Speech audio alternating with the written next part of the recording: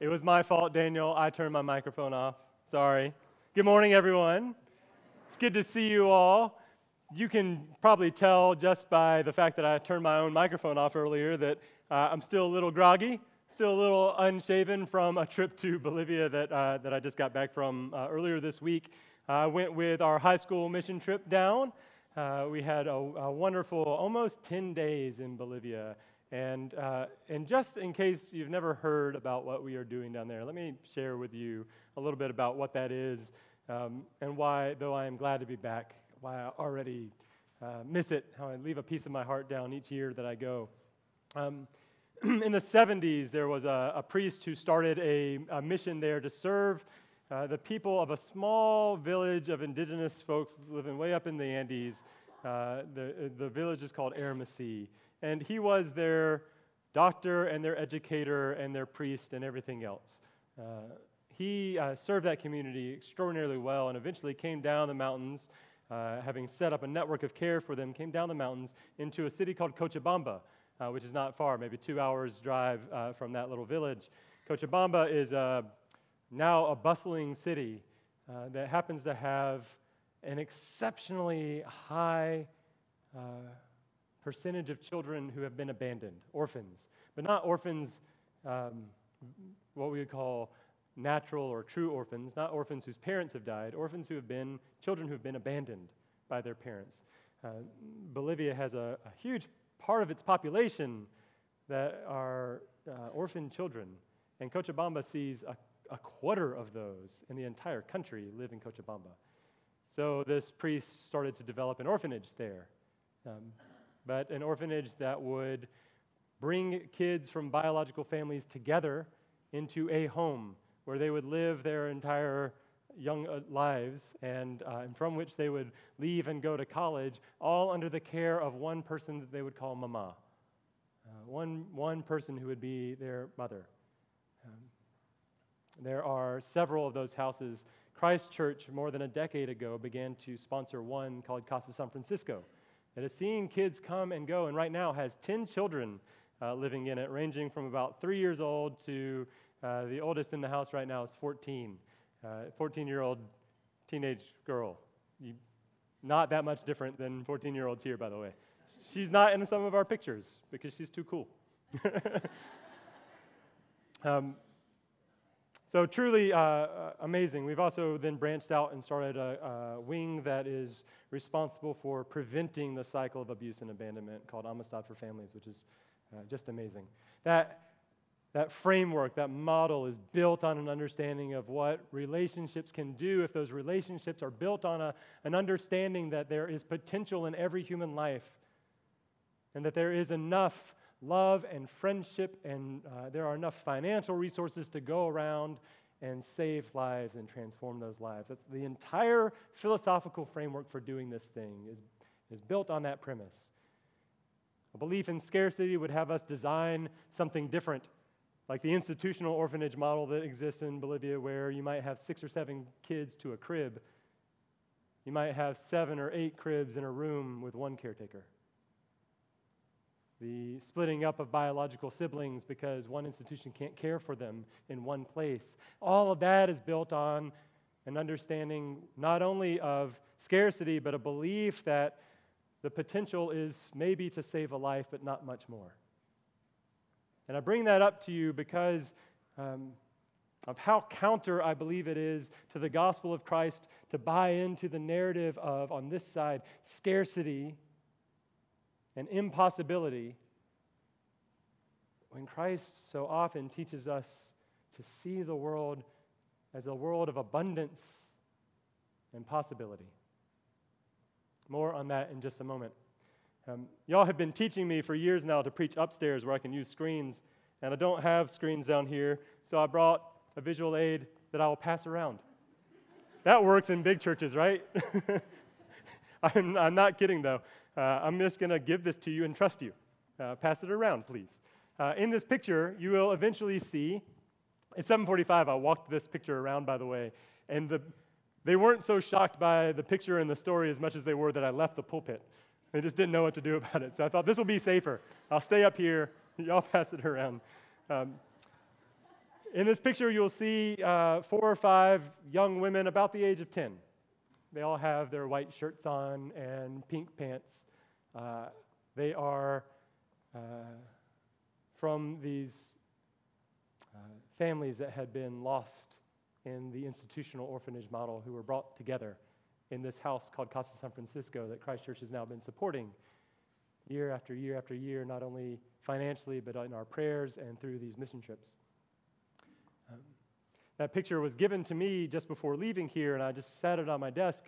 When I got down to Casa San Francisco this year, I was scanning. They have this wall that's a collage of pictures of the folks who have supported them with their prayers and with their finances, the ones who have bought into the narrative of abundance and possibility and who have been there time and time again or sent pictures alongside their prayers. And there are so many of you, and it extends so far back that I can see what some of y'all looked like 10 or 15 years ago, which is also fun. On that wall, there is a little cutout of that picture, just a picture of those young women. And I recognize some of them, but I don't recognize all of them. And I started to pick up that those are young women from this house. And there's a reason their picture is still on that wall. They go by the names of Barbara and Soma, Soledad and Marisol, Lynette, Leonarda. And these are young women that we still know 10 years later, 15 years later. They're women that I had a chance to have dinner with 2 Fridays ago, now in their 20s. It was a wonderful experience to see that connection, to see how many year after year after year, how many years and how many people have made the decision to believe in the possibility of these young children, to believe in the potential, to believe in abundance enough to share, and how it changed their lives. As I said earlier, that belief is a foundational belief of what it is to follow Jesus. Without that belief, I would say that we can't follow Jesus. And it doesn't mean you can't try to follow Jesus. It just means those moments where we who call ourselves followers of Jesus start walking and then we say, you know what, but there's not enough love to go around, or there aren't enough resources, there's not enough faith, there's not enough hope, there's not enough forgiveness. Those are the moments that we start turning around and going the other direction. To follow Jesus is to have the eyes of our heart opened to see that there is more than enough, and to believe that when there is enough, there is also incredible potential in the person with whom we are speaking. There is perhaps no greater place in the gospel where we get to see that enacted than in this feeding of the 5,000, the gospel lesson for today, where Jesus has been now for chapter after chapter after chapter, healing people and teaching people. He went and did the miracle at the wedding in Cana in Galilee, where they only had a little bit of water after they ran out of all the wine, and Jesus said, yeah, but you have to believe in abundance, and bam, there it is, right? Over and over and over again, Jesus says, no, there's more than enough here, right? It's so fundamental to his message, and those who follow him have to learn how to see it. And so it's somewhat of a surprise probably to him that these folks who have said that they are following him have joined with him as they have this crowd pressing in who believe there's only one of them, so we better get closer and closer so that we too can be healed. And he, though he knows the answer to the question, points out, like, how in the world are we going to feed these people? His disciples have the old mindset when they say, gosh, there's no way we have enough money to do this. There is no way. 6 months' wages couldn't cover it. Because 5,000 people, by the way, is only counting the men, the adult men in the crowd. So it could be 8 or 10 or 12,000 actual people surrounding him. One disciple says, gosh, there's a young man here who brought his lunch with him, 5 loaves of bread, 2 fish. But there is no way that could possibly feed all these people. You hear in that the voice of folks who believe in scarcity? more than they believe in the abundance of the kingdom of God. It's pragmatic. It's easy to understand and to relate to because we all have that within us, right? Even when we know we have enough, sometimes it doesn't feel like enough. And definitely when we have what seems like too little, there's no way we can imagine it stretching so far. But for the Gospel of John and for the Gospel of Christ, there is this fundamental moment where Jesus sees and shows that there is more than enough. It's in every line. It's even in lines that you don't recognize as being important to this gospel. These gospels are always short, by the way. 20 some odd chapters in some cases, 16 chapters in other cases. They don't throw away a lot of lines. So if you look in there and you see that the Gospel of John says, oh, there's so much grass that there's a place for everybody to come and sit down. You think that's a throwaway? No chance. Especially not in the Gospel of John where Jesus is called a good shepherd who promises that he will bring his flock into great pasture that they might find rest and that they might find life and have life abundantly. So it's not a throwaway when Jesus says, look at all that grass. There's plenty of grass here for every one of my sheep. As Jesus performs this miracle or this sign, it's not simply about feeding people. It's not simply about an act of compassion or kindness. It's not just about doing some good work.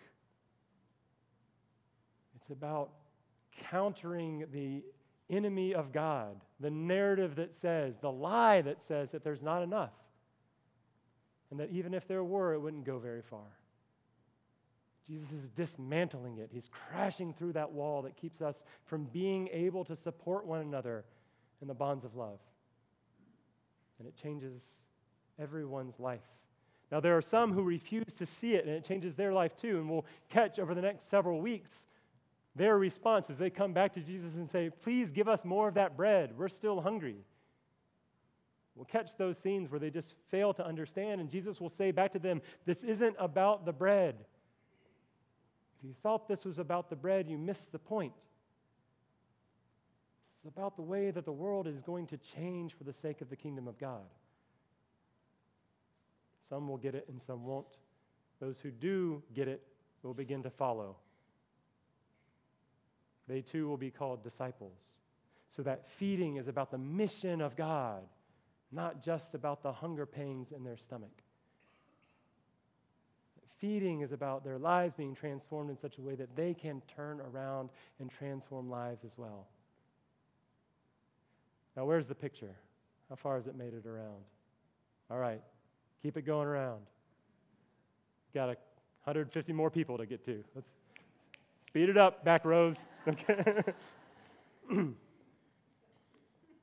That Friday that I was taking these young women to dinner, this story in my mind, I sat and I talked to them about their experience over the last few years, 10 years or so. And they told stories of growing up in the orphanage. They told stories of running away when they were kids. They told stories of what it was like to have a mama that would lean over their shoulder at night and say, you're doing a great job, keep the work up on your math homework. And also say, hey, you need to do your math homework. I've told you 3 times you need to do your math homework. No ice cream for you unless you do your math homework. Having a life, having a real possibility for what their life could be like, and having the support of people who believed in their potential, who believed in the possibility more than the impossibility, who believed in the truth of abundance more than the lie of scarcity. I asked them what they were, and I tried to ask them, I should say, because my Spanish is terrible. What are they most excited about this year? Each one of these young women told me they were excited about December. And I asked them, why December? Christmas? December is graduation. They're graduating, many of them, from college this year with degrees in architecture, with degrees in accounting and banking. One of them is pursuing a career in design. She's been designing fashion dresses in particular for years and studies. I can't describe to you the insurmountable odds, if we believe in scarcity, for these young women to have had a life as a family, to have had a life with a mama in a house where they could grow up and graduate from high school and then go to college in a country where it's still the case that most people make less than $2,000 a year. I can't describe to you what it is for them to be able to say. The thing that I'm most excited about is that I get to graduate from college in December. That I can tell you that the words that we would use to describe it are words of transformation that are built upon the truth of abundance, the truth of potential and possibility. The reality that time and time again, for more than a decade, folks just like you have looked around and said, there's plenty to go around. And looked into the eyes of these young people and said, imagine what they can do if they're given a chance. It's what it is to live a life of discipleship. It's what it is for us to follow in the steps of Jesus. They are living icons, windows into what God's life and God's kingdom can look like when we believe. And they reflect back to us our own potential for being disciples. I've got another picture that I just snagged out of my office before walking in here. 7:45, poor folks. Not only did they have me leave the pulpit, but they also didn't get to see this picture. I'll pass it around too. Maybe by the time we get to the back door, you all will see it. We really do need screens in here sometime. Those are 5 new young siblings. The youngest is the 3-year-old in our house, and the oldest is now 14. She turns 15. She'll have her quinceañera this year. They were all separated in different orphanages. Now they're brought back together in one house as a family with friends like you who follow Jesus, who believe that there's more than enough to go around, who believe that they have unlimited possibility and potential to become all that God ever wanted them to be and more, and in turn to go and share that love with others. Barbara and Marisol and Soledad and Lynette, Soma, they are living icons of what we have done over the last 10 or 15 years, what we can do together when we believe.